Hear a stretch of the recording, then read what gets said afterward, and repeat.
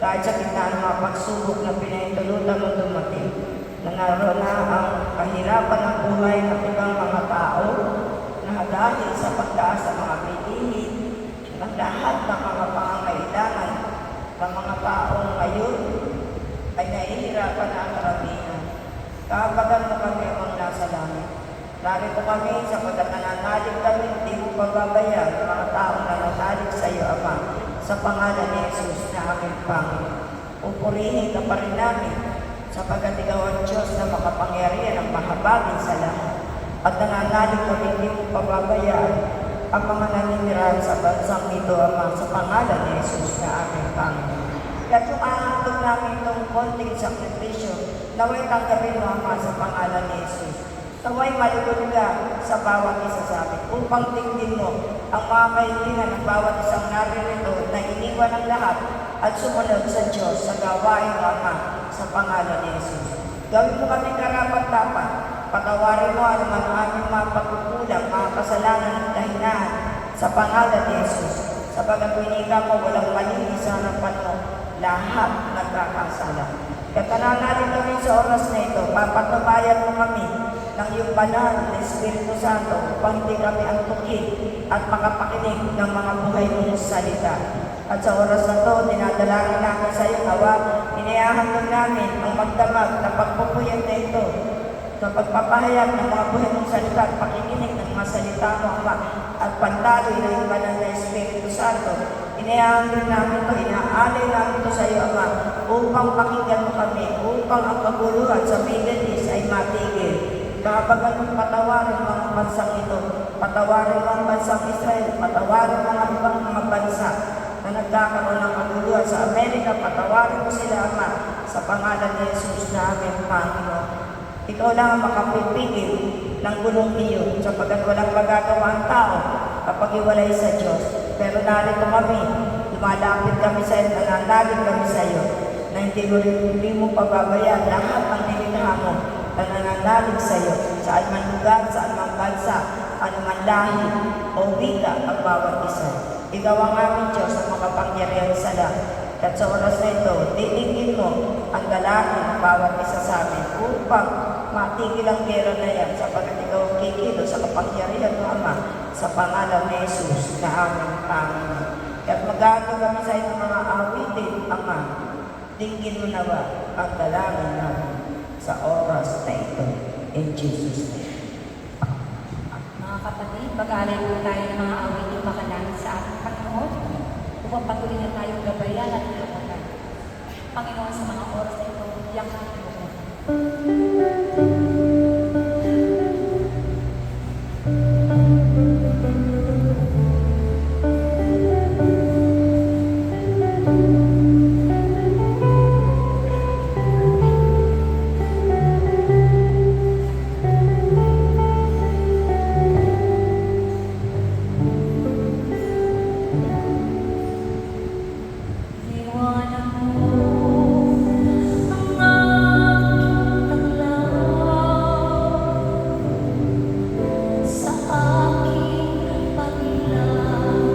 Lakbay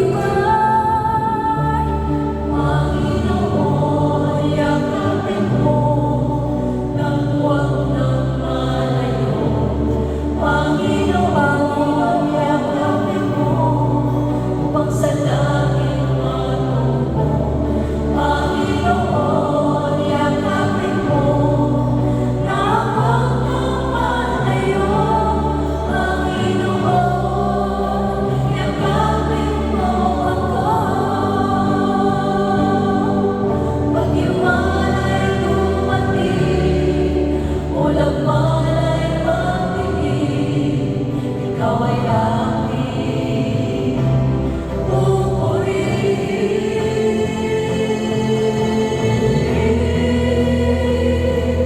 Panginoon, yakapin mo nang huwag nang malayo.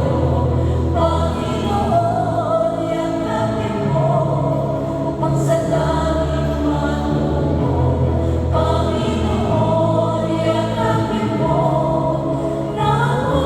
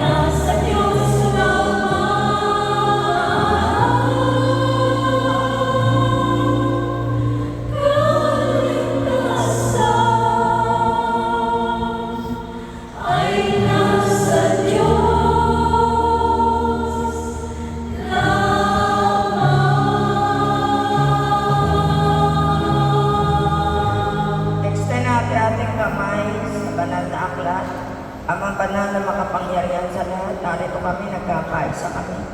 Nananalig kami na binika mo ano man ang pananigan ng tao, mangyayari ayon sa pananalig ng bawat isa. At nananalig kami. Binika mo kung dalawa rito sa lupa, magkaisa ng paghingi ng anumang bagay sa kanilang panalangin, titigin mo kami, Ama, sa pangalan ni Jesus. Binika mo rin kung nananatili kami sa iyo at nananatili ang mga buhay na salita mo sa amin. Hingin namin ano mo ng aming kaibigan sa Ama at ipagkakalagto ng Ama sa pangalan ni Jesus na aming Panginoon. Kamay ito ng mga taong makasalanan, ngunit nananalig kami magiging kamay mo ito ayon sa iyong kalooban at ayon sa aming pananalig. Pagkalooban mo kami ng mga buhay mong salita sapagkat nananalig kami sa mga pangako mo na kapag ikaw'y nangako, tapat ang mangako mula kay Abraham, ang pangako mo itinutupad mo hanggang sa panahon ito at sa darating pang panahon. At sa oras na ito, nananalig kami ang munting kawan mo, ang community ng Soldiers of Christ. Narito, nag-aangkot sa iyo ng munting alay ng magdamagang vigil overnight na ginawa pa po ng aming founder na ito ay mga lihim na panukala na itinuro mo sa kanya. At naway maging epektibo ito sa panahon ito, Ama, sa pangalan ni Jesus. Bigyan mo kami ng mga buhay mong salita na titik o titik na sa payak na pananalita ay madali naming maunawaan. Sa nagaganap na yung pagduruhan sa bansang Middle East at ang Israel at ang Amerika, narito kami, apektado kaming lahat, Ama, sa pangalan ni Jesus. Maraming tao naghihirap, lalo may mga walang sapat na kakayahang kumita ng salapi at mamahala ng lahat ng mga bilhin. Sinabi mo nga, darating ang panahon, ang mabibili ng maliit na bagay lamang ay maraming halaga na ang kailangan ng tao at nagaganap na po ngayon ng mga winika mo sa iyong banal na aklat. Ngunit nananalig kami sa iyo, hindi mo kami pababayaan. At sa oras na ito, bigyan mo kami ng pag-asa ng mga buhay mong salita na magiging gabay namin. Ang mga pangako mo, nais namin marinig sa oras na ito. Bigyan mo kami ng kalakasang pag-asa sa buhay ng bawat isa sa kapangyarihan ng pangalan ni Jesus na aming Panginoon. Pinupuri ka namin, sinasamba sa espiritual katotohanan. Salamat, Amang nasa langit. Salamat sa buhay. Salamat sa mga buhay mong salita. Our Father, who art in heaven, hallowed be your name. Thy kingdom come, thy will be done on earth as it is in heaven. As we forgive those who trespass against us. Hail Mary, full of grace, the Lord is with you. Blessed are you among women, and blessed the fruit of thy womb, Jesus. Holy Mary, Mother of God, pray for us sinners now and at the hour of our death. Amen. One voice, glory be to the Father, to the Son, and to the Holy Spirit, as it was in the beginning, is now, and ever shall be, world without end. The Lord, the Father, and of the Son, and of the Holy Spirit. Amen. Palakpakan natin ang Diyos. Okay, magandang gabi sa ating lahat. At bilang alipin ng Diyos na buhay, ako'y nagpupuri ng papasalamat sa ating Amang nasa langit sa pangalan ni Jesus, kaysa na kanyang banal na Espiritu Santo sa mahal na Birhen Maria. Salamat narito na nag-iwan ng lahat at sumunod sa Diyos, sa mga nanonood ng live stream sa amang lugar, muli sa ibang bansa. Magandang gabi sa ating lahat. Palakpakan natin ang Diyos na Diyos. Ang mensahe sa buwan ng Abril ay nakuha po natin sa Esther 4. Esther 4, 1 hanggang 17. Pinakiusapan ni Mardoqueo si Esther na mamagitan. Esther 4, 1 hanggang 17. Nang malaman ni Mardoqueo ang tungkol sa sulat ni Haman, pinunit niya ang kanyang kasuotan. Nagdamit siya ng sako, naglagay ng abo sa ulo, at naglibot sa buong lungsod. Siya'y nanangis na buong kapaitan. Naupo siya sa labas ng pintuan ng palasyo, sapagkat hindi pinapayagang pumasok ang sinumang nakasuot ng sako. At ang mga Hudyo, sa bawat lalawigang naaabot ng utos ng hari, ay nanangis ng buong kapaitan. nag-ayuno at nagluksa. Karamihan sa kanila ay nagdamit ng sako at naglagay ng abo sa ulo. Nalaman ni Reyna Esther ang pangyayari nang sabihin sa kanya ng mga katulong niyang babae at ng mga Yuneko. Kaya pinadala niya ng lisan si Mardoqueo, ngunit ayaw nitong kunin. Dahil dito, ipinatawag niya si Hatak, isa sa mga Yuneko ng hari, at ipinalagang katulong niya. Pinapunta niya ito kay Mardoqueo at ipinatanong kung bakit siya nagkakaganoon. Pinuntahan naman ni Hatak si Mardoqueo sa labas ng palasyo. Sinabi naman nito ang buong pangyayari, pati ang halaga ibibigay ni Haman sa hari. Mamatay lamang ang mga Hudyo. Binigyan pa siya ni Mardoqueo ng isang kopya ng sulat ng hari para ipakita kay Esther. Ipinakiusap pa niyang ipaliwanag kay Esther ang buong pangyayari at ipagbigay alam na sa hari. Pagkatapos ng kanilang pag-uusap, nagbalik si Hatak kay Esther at isinalaysay lang ang sinabi ni Mardoqueo. Si Hatak ay pinabalik ni Esther kay Mardoqueo at ganito ang pinasabi. Alam ng lahat na ang batas ng kaharian ay walang itinatangi. Sino mang lumapit sa hari, maging lalaki o babae, nang hindi pinatatawag ay papatayin, maliban kung ipatong sa kanya ang gintong sentro. At ako'y 30 araw nang hindi ipinatatawag ng hari. Nang matanggap ni Mardoqueo ang sagot ni Esther, ganito naman ang pinasasabi niya, huwag mong aakalaing makaliligtas ka, kahit ikaw ay asawa ng hari. Pag ipinawalang bahala mo ang pangyayaring ito, tiyak na may magliligtas din sa mga Hudyo. Ngunit ikaw at ang iyong angkan ay malilipot. Anong malay mo? Baka nga magpunta ka riyan para maging kasangkapan sa ganitong pagkakataon.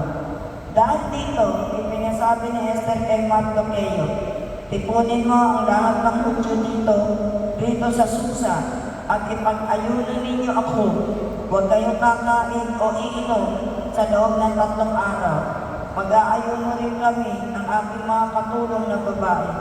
Pagkatapos, lalapit ako sa hari, kahit ito'y labag sa batas. Mamamatay na akong mamamatay. Umalis si Mardoqueo at ginawa ang lahat ng sinabi ni Esther. Ang mensahe, ang salita ng Diyos.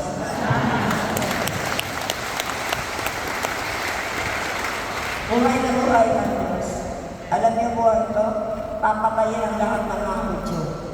Ito yung inaano ni Haman, na nagawa-gawa ng kwento si Haman laban sa mga Hudyo. Kaya nagkaroon ng batas ng hari na ang hari na ang binabatas nila kasi kasinungalingan, no? Kaya hindi pa nag-iimbestiga ang hari. Kaya ang pagiging utos ay patayin ang lahat ng mga Hudyo. At si Haman ang gumawa na kasinungalingan upang magawa-gawa. Katulad ngayon nung nagaganap, nagkakaroon ng gulo, Amerika, ang nagsimula, Israel, una Israel lang, tsaka yung Iran lang, nakisangkot ang Amerika. Ganyan ang nangyayari sa panahon ngayon. At ito yun, nagaganap, papatayin ang lahat ng Hudyo kasama si Esther. Amen. At siya'y asawa ng hari. At kailangan na siya ipatawag para siya humarap sa hari. Kaya sabi ni Mardoqueo na kailangan niya gumawa ng paraan. Sabi nga, baka yan ang dahilan, bakit ka napunta dyan sa hari? Diba? At Diyos may mga paraan. Alam niya, plano na Diyos ang lahat. Alam niya may magaganap na kaduluhan. Alam niya lahat yun. Kaya alam niya, nagsisimula pa lang, dumating pa lang yun, meron na siyang plano kaagad para iligtas ang kanyang mga minamahal na kababayan. Amen? Bayan ng Diyos. Kapag ikaw ay tinawag na bayan ng Diyos, ibig sabihin, binibigyan ka niya ng halaga. Amen? Kaya ginawa ko dito, sinabi ni Esther, sige, mag-ayuno kayo 3 araw, walang kakain. Kahit ako, ang mga katulong ko, mag-aayuno tayo sabay-sabay. at kakausapin ko ang hari. Mamatay na kung mamatay. Amen? Kaya kinausap ko ang hari, dapat medyo paano na yung kwento ko na to kasi hindi ko na, ay ko lang ulit na pupula. No? Pinaliwanag ni Esther sa hari ang kasinungalingan ni Haman. Amen? Kaya paano hindi mo masasabi kasi pag nagbatas ang hari, no? Ito parang alala ko, pag nagbatas ang hari, hindi niya pwedeng palingin. Kasi pinayagan niya na mapatay yung mga Hudyo. Ay, kailangan niyang gumawa ng panibagong batas para mailigtas niya ulit. Ito yung pagkakaalam ko dito. No? Kaya lang, hindi ko lang masyadong paalala kasi matagal ko na ito nabasa. No? Hanapin ko. Eto, dumulog si Esther sa hari, no?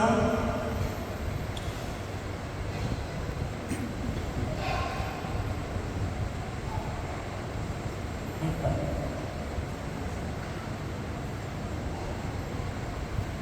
Nakita niya si Reyna Esther, ang maliwalas niyang mukha ay biglang nagdilim sa galit.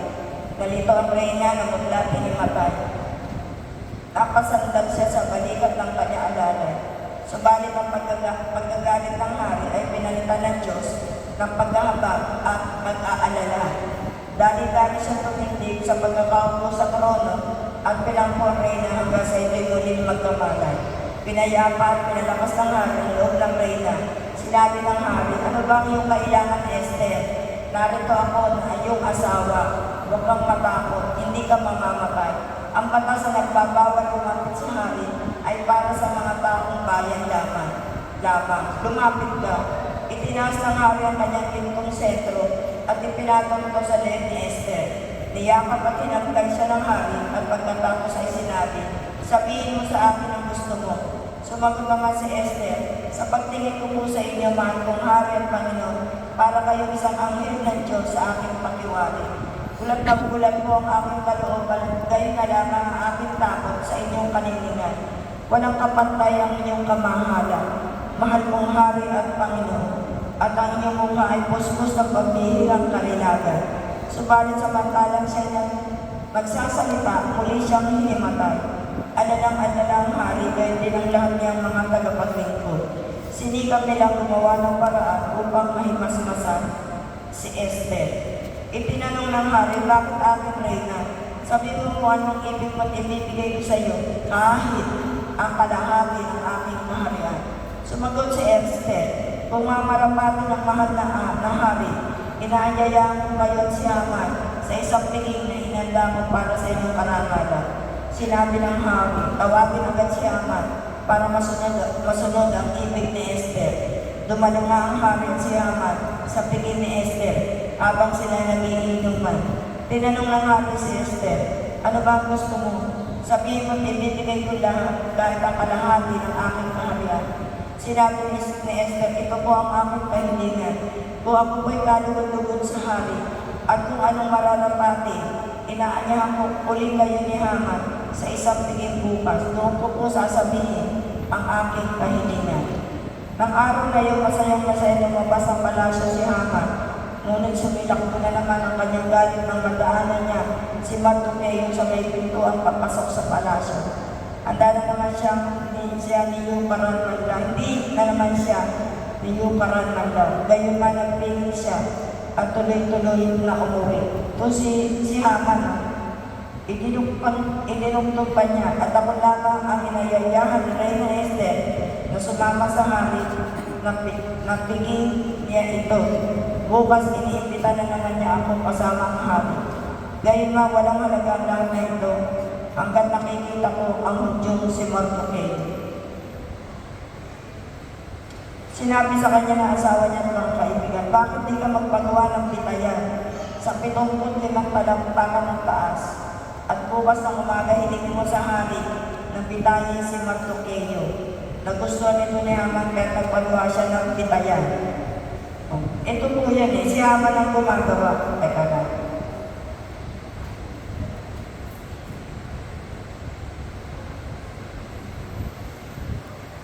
Ito ay si Haman, hindi ang mga Hudyo.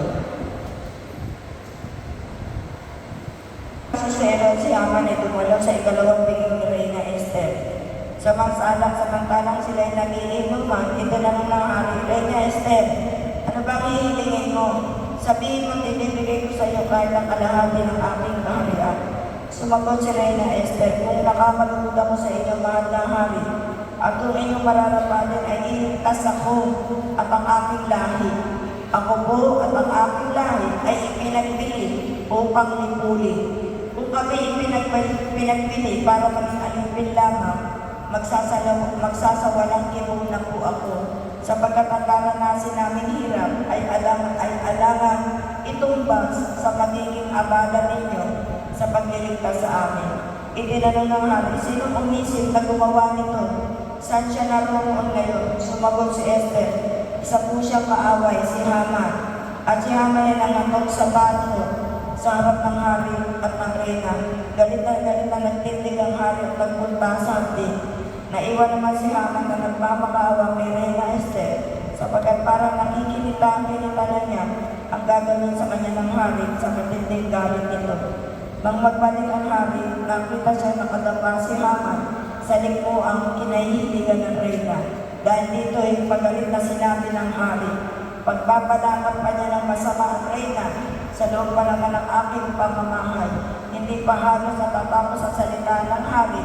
Si Haman ay sinanggaban ng mga tagapaglingkod at dinilabas na may pakipangmukha. Nang magagayon, sinabi ni Harmona, isa sa mga tagapaglingkod ng hari, nagpagawa si Haman ng isang bibitayan para kay Mardocheo na nagligtas sa buhay ninyo, mahal ng hari.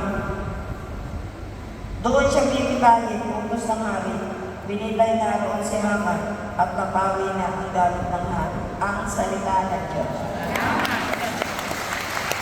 Diba?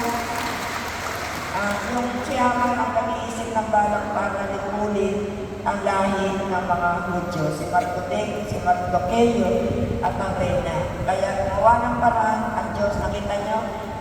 Ang lumapit si Haman doon sa akala naman ng hari ay may ginagagawin masama sa reyna. Kaya minsan ang Diyos, no, may paraan siya para kumilos sa paraan ng Diyos.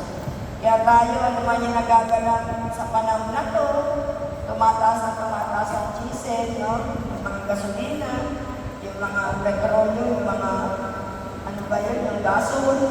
Nakita nyo, ngayon, pumunan na, 1,004 na. 1,500 na ang benta ko, kasi nga para dyan na sila bumibili, no? 1,400 na ang pumunan. Isipin mo, ang benta ko naman, 850. Tumubula ako na isang daan para hindi na sila lumalabas. At yung tangke ay maganda, hindi na papalitan. Kasi pag sa iba ka bumibili, pag bagong tangke mo, papalitan nila. Kaya ang laki, ang daming taong maghihirap talaga. At yung pamahalaan natin, wala pang iniisip na paraan para alisin yung mga taxes na 12% ba? Dapat tanggalin niya yun para bumawas ang presyo ng lahat ng bilihin. Yung 12% ba? Dapat mag-desisyon siya na tanggalin niya. Bakit? Magnanako lang naman sila Kung talaga may malasakit ang pamahalaan sa atin, yung 12% ba, tatanggalin na niya. Ipapatas niya yun na pwede naman idaan sa Kongreso, idaan sa Senado, magkaroon siya ng impact kasi siya yung presidente. Pwede siya gumawa ng isang patas na mabilis para sa lahat, pero hindi siya kumikilos. No? Kaya, anong klaseng pamahalaan niya? Walang malasakit sa tao. Iniisip yung pera papasok sa kaban ng mga ng kamay nila. No? Kaya nakakalungkot. No? Kaya yung pamahalaan na hindi ang pinalulugdan ng Diyos. Yan ang mga pamahalaan na pagdating ng panahon mananagot dyan sa impyerno silang pupunta. Amen?